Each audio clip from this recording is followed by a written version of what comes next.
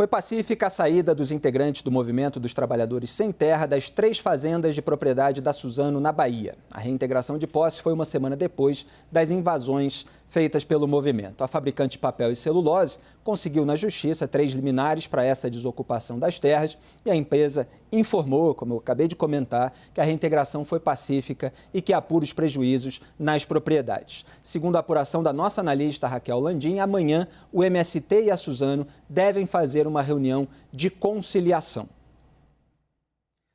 Muito bem, eu já jogo então para debate, mas Raquel fez várias apurações, eu utilizei inclusive nesse meu comentário de abertura algumas informações que você trouxe em primeira mão aqui para a CNN diante desse imbróglio.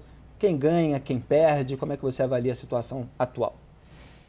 Felipe, a situação atual é que a lei foi cumprida. Você tinha 3 liminares de reintegração de posse, que já estavam expedidas pela Justiça.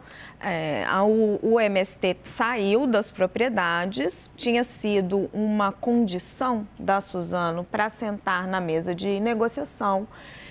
Me lembro bem que o Walter Schalka, presidente da Suzano, havia me dito: eu não vou negociar com uma faca no pescoço, isso não existe, né? Havia sido cometido um crime, que é a invasão dessas propriedades, que, vale ressaltar, são propriedades produtivas. A lei brasileira só prevê desapropriação de terras, de propriedades improdutivas, então não era nem esse o caso.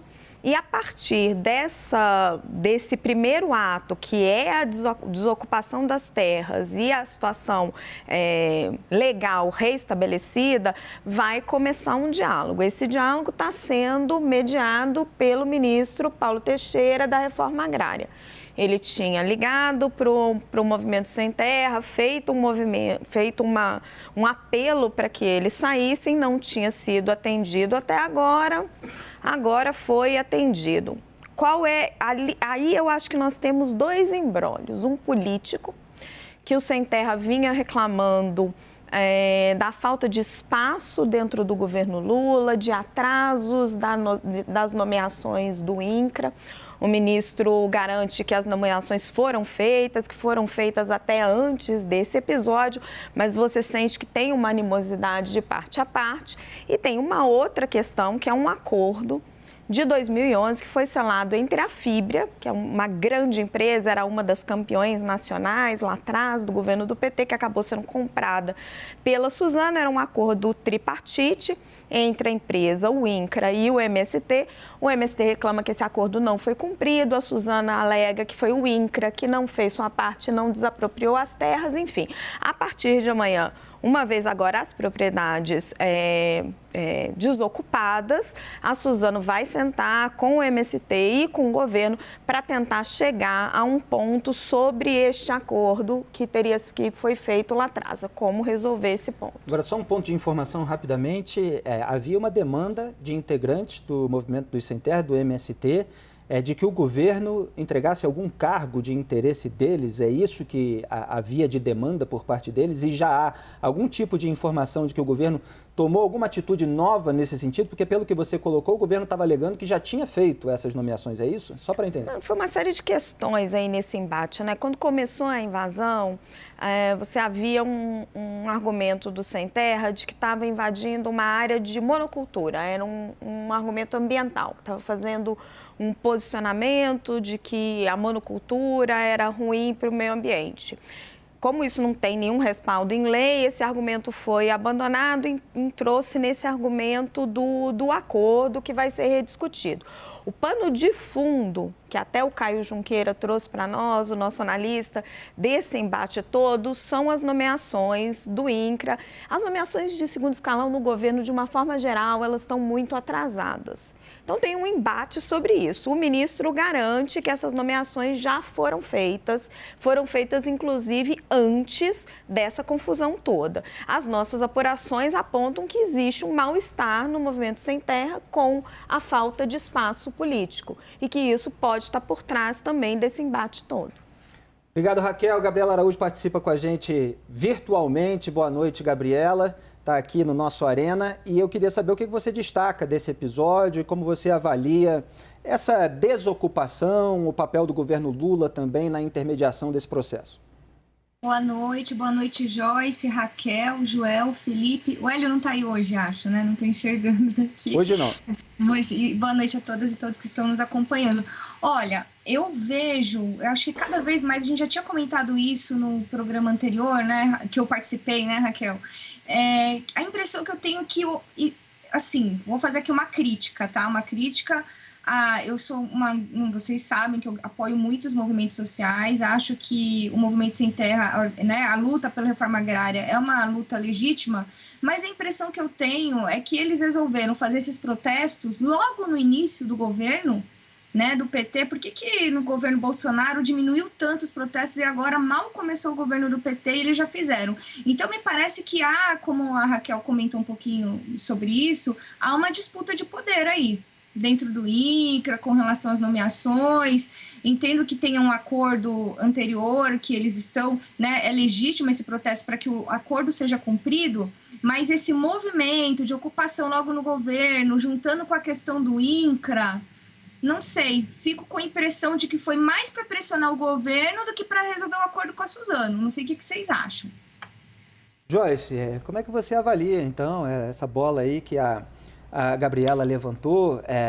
Há uma sensação por parte do MST, dado que são aliados históricos do PT, de que eles eventualmente possam ficar impunes, já que o governo é do PT, já que teve ministro do STF participando de evento, inclusive, do MST recentemente. Será que esse pode ser um dos elementos ou foi uma coincidência diante de toda essa tensão? Não, eu não tenho dúvida de que o Movimento Sem Terra... Boa noite, Felipe, boa noite a todos. De que o Movimento Sem Terra tem essa expectativa de que não pese sobre ele todo o peso da lei que recairia em outra organização por conta da ligação histórica com o PT. Lembre-se que num passado recente da política brasileira, um passado tenebroso, nós tivemos uma sequência de invasões de terras pelo país, inclusive houve muita violência no campo. E havia violência muitas vezes de ambas as partes do Movimento Sem Terra, e os fazendeiros acabavam se armando até os dentes porque eles não sentiam o respaldo da legislação, não sentiam o respaldo das forças de segurança. Então foram momentos tensos da política brasileira, e quando o MST rompe esse momento meio que paz e amor, porque o número de invasões no último governo foi um número baixo, o próprio Lula, né, tinha garantido que não haveria, isso em campanha, que não haveria invasões de propriedades produtivas. Então, quando ele rompe esse movimento paz e amor, ele dá um sinal. Opa, olha, me escute aqui, porque esse movimento paz e amor pode não continuar. Acho isso muito ruim e acho de uma burrice extrema do movimento, porque chamou a atenção negativamente. Sendo que o próprio movimento tem portas abertas com o governo do PT, tem portas abertas com o presidente Lula, e não dá para realmente ficar fazendo invasão de terra em terra produtiva, e monocultura não é crime, tá, gente? É possível e se tem muita monocultura nesse país, então não é argumento para invasão, né? Então, acho que o movimento fez o MST fez um movimento burro para o próprio movimento e para o próprio governo, e isso vai ser cobrado, tanto do Movimento Sem Terra quanto do próprio governo do PT. Joel Pinheiro, bancada feminina forte, comecei por elas aqui, elas merecem, e agora eu quero saber a sua visão. A nossa tarde está perguntando ali se o Lula terá força política para conter invasões do MST. A gente está registrando que elas ocorreram a despeito de o Lula ser o atual presidente da República e que houve a desocupação depois de liminares obtidas pela Suzano na Justiça de reintegração de posse. Como é que você avalia esse imbróglio político? Bom, em primeiro lugar, boa noite a todas, boa noite, Felipe, também. Felipe, o MST sabe que no governo Lula ele tem uma possível interlocução, mas não é por ter uma interlocução que ele necessariamente terá espaço. Ele vai lutar pelo seu espaço e ele vai tentar pegar quanto espaço o governo permitir. Então ele já começou testando as águas, isso foi um teste. E já há promessas, eu já li uma entrevista de uma liderança do MST na Bahia, inclusive dizendo que mais invasões, ou como eles chamam, ocupações, virão. Agora, vamos botar o quadro aqui, que já foi tão bem detalhado, mas vamos relembrar. A invasão de uma terra produtiva que destruiu parte da plantação de eucaliptos. Não é crime você plantar eucalipto, não é crime ter monocultura, nada disso. Podemos discutir o modelo de agricultura lá no Congresso Nacional, não tem nada de errado com o que a empresa está fazendo. Invasão dessas terras, sendo que os próprios participantes do MST não tinham interesse nem especificamente sobre essas terras. O interesse deles era duplo. Um, a negociação com o governo e por espaço no governo, e o outro, o interesse em terras que já haviam sido prometidas ali pela empresa anterior, que foi comprada pela Suzano, e que até hoje não se materializaram em assentamentos. Os sem terra saíram da ocupação aí com os 3 liminares de reintegração de posse. Ótimo. A conversa pode começar. Mas eu ainda identifico um problema nessa situação. O que o MST queria? Qual era o melhor cenário possível? Ele queria essas terras que ele estava ocupando? Não, óbvio que não. Ele nunca teve interesse sobre elas, nem tinha qualquer legitimidade de pedir.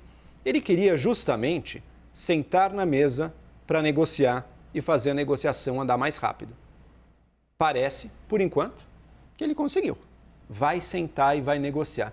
Talvez solucione antes do que essa questão dessas terras a serem assentadas antes do que seria se eles não tivessem feito nada. E, pela invasão, ao que tudo indica, não vão pagar absolutamente nada.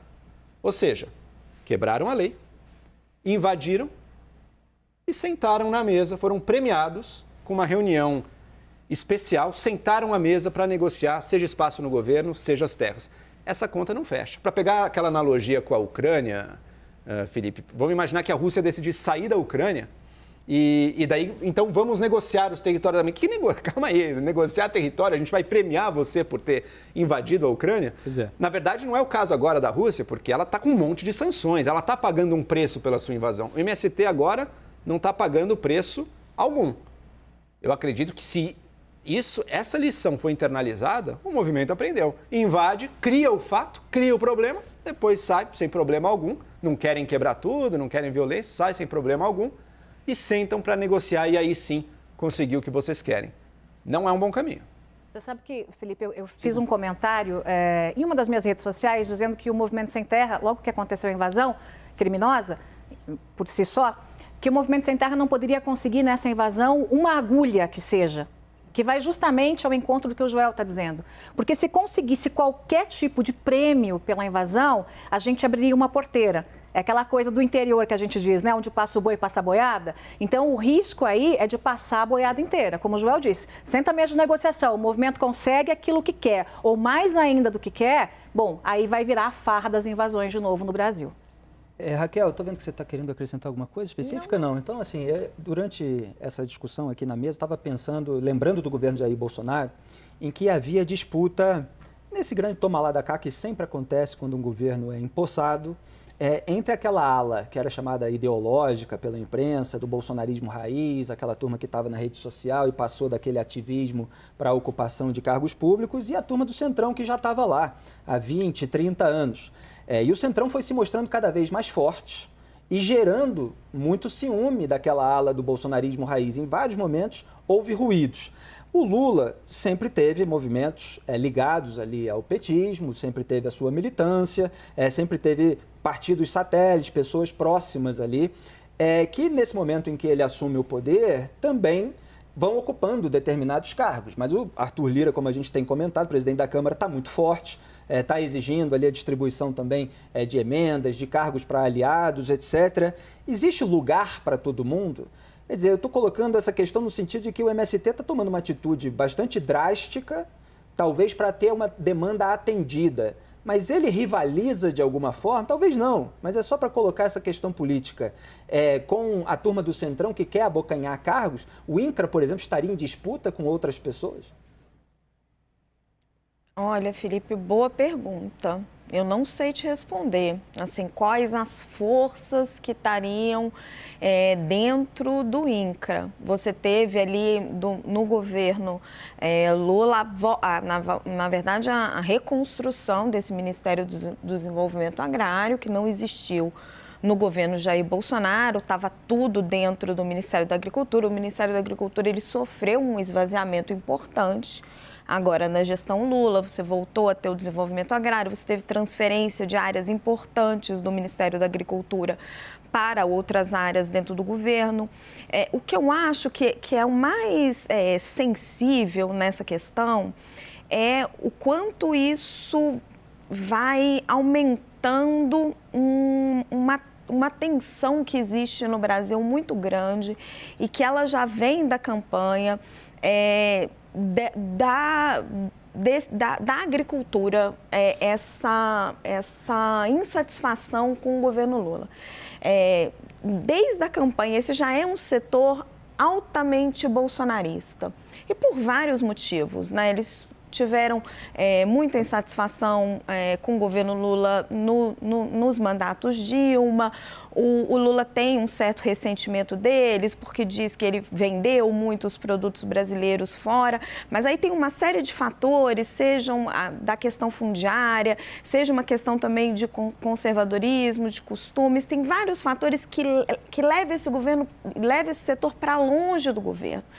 E aí, quando acontece esse tipo de coisa em que você está cometendo um crime, você está evidentemente do lado errado da história, vamos colocar assim, você torna a situação toda muito mais difícil. Uma expressão popular colocando a faca no pescoço, né? Querendo negociar com a faca no pescoço, talvez a enxada. É claro que isso não aconteceu fisicamente contra uma pessoa específica, foi a invasão da propriedade, mas é você obrigar alguém a ceder a uma atitude drástica sua contra a propriedade alheia. E o que você sente da parte do governo é essa dubiedade para lidar com a questão. Toda vez que o ministro Paulo Teixeira se manifesta, ele sempre fala em negociar com os dois lados, em sentar para conversar. Quando houve um crime, evidentemente, cometido. E isso não é admitido pelo governo. E aí é como se você avalizasse aquilo que foi cometido. E quando você faz isso, você endossa também o discurso que é feito pela oposição de que o governo Lula tolera o crime, porque efetivamente está tolerando, certo? Depende do crime, né? Porque este crime específico que eu estou falando. De bolsonaristas que invadem o Congresso Nacional, o Palácio do Planalto, o Supremo Tribunal Federal, obviamente os prédios dos três poderes, aí há um repúdio muito claro, há uma condenação moral muito clara, há iniciativas para que as investigações corram. Tudo isso foi feito da devida maneira, nós acompanhamos aqui todo esse processo.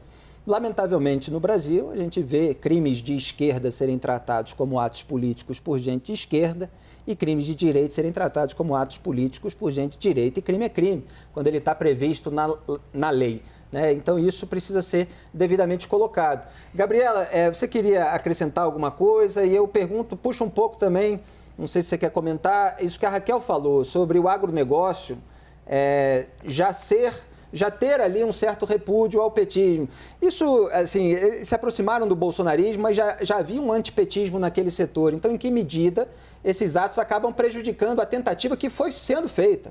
Tá? Durante a campanha eleitoral, o Lula contava ali com interlocutores, o próprio vice-Geraldo Alckmin, o Carlos Fávaro, né, se eu não me engano, era ministro da Agricultura, ele era um dos interlocutores ali no agronegócio, a própria Simone Tebet, né, que tem as suas raízes ali numa região cheia de empresários desse setor, tentou fazer essa intermediação. Mary Geller, né? Deputada Mary Geller, exatamente. Teve toda uma frente aí para tentar aproximar o governo desse setor. E quando acontece algo assim, parece que fica mais difícil. Diga, Gabriela. Bom, primeiro falar sobre o agronegócio, então. Eu até concordo em parte com o que a Raquel falou, né? Especialmente com relação ao conservadorismo que a gente tem, né? Mais nas regiões mais rurais. Então, essa pauta conservadora do Bolsonaro realmente pode ter algum sentido, mas uma coisa que, só um acréscimo, Raquel, sobre o afastamento de parte do agronegócio, né? E da aproximação com o Bolsonaro e do afastamento de Lula, é a questão da flexibilização das regras ambientais e de várias outras legislações que deram, assim, lembra do ex-ministro do Meio Ambiente falando passa boiada, né?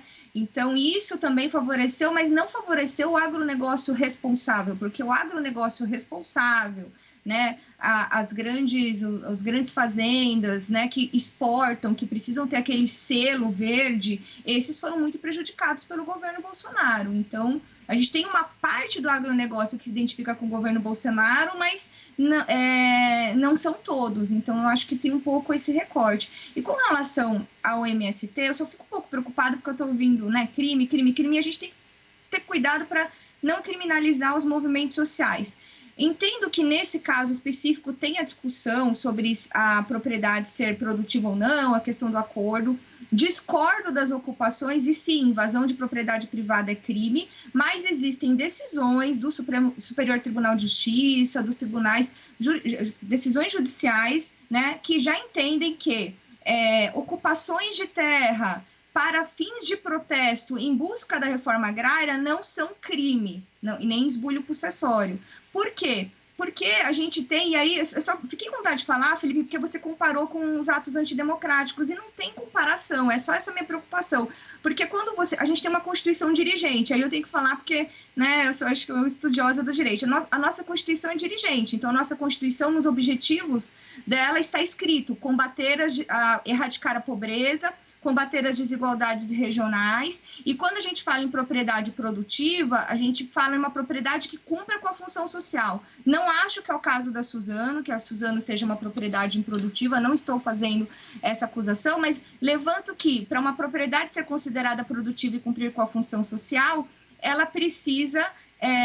tem 4 incisos lá, mas um deles é a questão, sim, do meio ambiente, que alguém falou, não, mas o meio ambiente não... Não, para ser produtiva, ela precisa respeitar o meio ambiente. E uma outra coisa que eu já vou puxar o gatilho para fazer, porque a gente não tem comentado muito no programa, mas também eu não tive ontem, pode ser que vocês comentaram, é que propriedades que não respeitam o trabalhador, propriedades como aquelas das vinícolas lá da Serra Gaúcha, que receberam trabalhadores em trabalho análogo à escravidão, essas propriedades podem ser consideradas que não estejam cumprindo com a função social, Gabriela, então podem ser objeto dessa apropriação. Posso comentar brevemente? Gabriela, bom, em primeiro lugar, é claro, propriedades que usaram trabalho escravo, essas aí deveriam ter punições, inclusive, para a empresa que fez, né, muito mais rigorosas do que o que a gente tem assistido hoje em dia. Acho que isso é ponto pacífico. Agora, Gabriela, você menciona que uma parte do agro, que é a parte honesta, uma parte que segue a lei, uma parte que quer exportar, que quer proteger o meio ambiente, que essa não teria por que ser contra o governo Lula. E a princípio até poderia ser verdade, mas veja que situação você mesma cria no seu comentário. Se você está dizendo que pode ser legítimo um grupo ocupar uma terra que produz, que está gerando valor econômico, por uma questão que o próprio grupo avalia. Caso, não que o próprio grupo avalia. Mas pera, deixa eu só terminar. Se você mesma abre esse... E não estou falando de você, mas se o seu tipo de opinião abre esse tipo de possibilidade de grupos invadirem fazendas, invadirem propriedades porque julgam que não está cumprindo a função da terra, então como é que um empresário honesto do agro vai ser a favor do governo se essa interpretação vigorar? Porque daí está dizendo, então talvez um dia um grupo de sem terras, cuja demanda até é legítima, olha minha propriedade e diz, não, na verdade, a forma que você está fazendo a agricultura não é correta, ela não cumpre o valor social da terra, então vamos invadir. Não existe empresário rural possível que vá concordar com isso. É o Poder Judiciário, tanto que no STJ... A Gabriela fazendo contraponto. Só um segundo, Gabriela, perdão, que muita gente falou aqui no estúdio. Pode continuar, Gabriela, só para a Gabriela falar dessa vez e a gente já vai passar a palavra aqui para a Raquel e para a Josi. Olha, Joel, não sou eu nem o governo, viu? E eu vou apostar com você que essa história agora da ocupação dessas terras da Suzano, que eu também tenho a impressão que são produtivas, deu uma dor de cabeça danada para o governo deve estar muito bravo com o movimento sem terra. Mas o que eu estou falando, o meu cuidado de uma forma mais genérica, é que, para a gente não criminalizar os movimentos sociais que estão buscando o cumprimento de um programa que está previsto na Constituição, que é a reforma agrária. Isso é diferente de pessoas que vão fazer protestos para ir contra a Constituição e contra os objetivos da Constituição. Esse é um ponto. O segundo ponto é que não sou eu nem o governo. O Poder Judiciário já entende, já existem decisões do Poder Judiciário entendendo que ocupação para fins de protesto para a reforma agrária não são criminalizadas. Isso não quer dizer que ações individuais não possam ser crime, né? Isso não quer dizer que se for deliberadamente ocupado, né, uma terra que é produtiva, que é comprovadamente produtiva e só para esbulho possessório e não para fins de protesto pela reforma agrária, tem um pulo do gato aí. Mas é só isso, essa é a minha preocupação, porque eu fiquei um pouco assim, não vamos também falar que é tudo um bando de criminoso, porque eles têm, né, uma causa, só isso. Só deixando claro que esse é o caso específico, né? Invasão de propriedade alheia, um crime de invasão de propriedade numa área produtiva, portanto, esse caso ele tem atos criminosos nessa invasão. Isso aí está absolutamente claro. Né? Não é uma comparação simples entre os atos de 8 de janeiro e esse caso. O que eu falei, obviamente, é que o governo Lula repudiou, condenou moralmente os crimes que foram cometidos no dia 8 de janeiro, que todos nós repudiamos e queremos que haja responsabilização e punição daqueles que estiveram envolvidos, e não repudiou com incisividade esses crimes que estão absolutamente claros que ocorreram nesse episódio específico. Então, há uma grande relativização a depender do crime. E aqui, sem qualquer comparativo de gravidade, obviamente, há muito mais crimes e com uma gravidade maior, já que tem um atentado contra o Estado Democrático de Direito, no caso do dia 8 de janeiro. Raquel, queria complementar sobre isso rapidamente? Eu quero só colocar 2 pontos assim, muito rápidos. A Gabriela estava colocando as questões da legislação, e aí estava até consultando aqui um advogado. Você tem um direito fundamental da Constituição, que é o direito de propriedade, e você também tem um outro artigo específico que também fala dessa questão, vou até checar aqui, que é o crime de invasão de propriedade. Então, isso aparece 2 vezes na Constituição brasileira, colocando isso de uma forma muito clara. Sobre o relacionamento do agronegócio com o governo Bolsonaro, o governo Lula, você tem sim um agronegócio exportador que ficava muito incomodado com as posturas antiambientalistas do governo Jair Bolsonaro, porque o prejudicava diretamente a exportação brasileira, provocava crises, eventualmente embargos, restrição de dinheiro na vinda para o Brasil. Mas havia um racha tão grande entre esse agronegócio exportador e o que a gente chama das lideranças desse agronegócio e a base mesmo, o produtor rural no campo, por vários fatores, né, como a gente mencionou aqui, a Gabriela até ponderou também, está correta, que é a legislação ambiental, a questão fundiária, mas o fato você tinha uma base tão grande, tão forte com o Bolsonaro, que eu me lembro que na época da campanha, você sequer conseguia lideranças agrícolas que estivessem dispostas a falar em on, como a gente usa no nosso jargão, para fazer o contraponto ao bolsonarismo no agronegócio. Virou uma coisa realmente muito forte. Então, essa é uma ponte que está tentando ser reconstruída com muita dificuldade pelo ministro Carlos Fávaro. Então, episódios como esse realmente não ajudam. Joyce? Não, eu concordo com a relatora aqui, voto com ela em praticamente tudo, só para deixar claro que quando a gente fala do agronegócio, me incomoda um pouco dizer assim, o agronegócio do bem, o agronegócio do mal. Nós temos empresários do agronegócio, em sua grande maioria, que carregam o PIB desse Brasil nas costas. Então, a gente que trabalha, que produz, que inclusive protege o meio ambiente. Afinal de contas, o maior interessado é justamente o agro. Por que esse agro se colou ao bolsonarismo? Porque o próprio Lula, os governos do PT demonizaram muito o agro. E o Movimento Sem Terra foi um fator importante nessa demonização, quando havia esse fla-flu entre o Movimento Sem Terra e os ruralistas. Então, o Bolsonaro abriu os braços para quem estava órfão. Né? O mundo ruralista aqui no Brasil, o país que produz no campo, estava órfão politicamente falando. E aí o Bolsonaro apareceu lá com a pauta conservadora e acabou abocanhando. Mas isso também é responsabilidade do PT, que não soube ter um diálogo importante com essa área tão importante da economia brasileira. Muito bem, vamos em frente. E só registrar que quando membros de qualquer categoria da sociedade cometem qualquer tipo de crime, isso não criminaliza automaticamente toda aquela categoria. Então, não é porque políticos eventualmente cometem crimes que todos os políticos são criminosos. Não é porque membros de um movimento social cometem crimes que todos os membros desse movimento, ou o próprio movimento social como um todo, a depender do caso, são criminosos.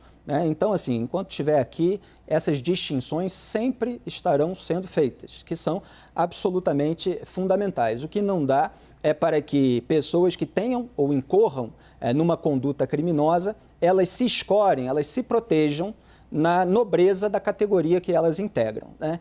E é importante que as pessoas, inclusive dessa categoria, sejam políticos quando seus pares cometem crimes, sejam membros de movimentos sociais quando seus pares cometem crimes, sejam aliados de todos esses grupos, que eles condenem moralmente os crimes, porque o contrário geralmente é o corporativismo que acaba estimulando a criminalidade também.